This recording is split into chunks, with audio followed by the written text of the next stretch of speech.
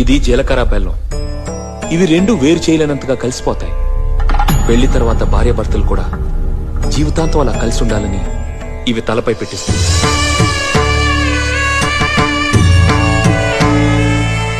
ఇది మంగళసూత్రం. మంగళం అంటే పవిత్రత, సూత్రం అంటే తాడు. ఇది మెడలో పడగానే పెళ్లి అగ్ని కంటే పవిత్రం అవుతుంది. పుట్టింటికెళ్తే అత్తారింటిని, అత్తారింటికెళ్తే పుట్టింటిని మర్చిపోకూడదనే 2 బొట్లున్న తాళిని మెడలో కట్టిస్తారు. తలంబ్రాలంటే తలపై నుండి రాలిపడేవి. ఆ ఇంట్లో సిరి సంపదలు కూడా అలా వచ్చి పడాలనే తలంబ్రాలు పోయిస్తారు.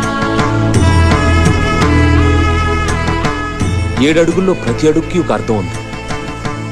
ఒకరి వెంట ఒకరు 7 అడుగులు నడిచి 6వ ప్రాణంగా 5వ తనాన్ని మూటగట్టుకొని 4 దిక్కుల సాక్షిగా 3 ముళ్ల బంధంతో 2 జీవితాలు ఒకటయ్యేదే పెళ్ళంటే.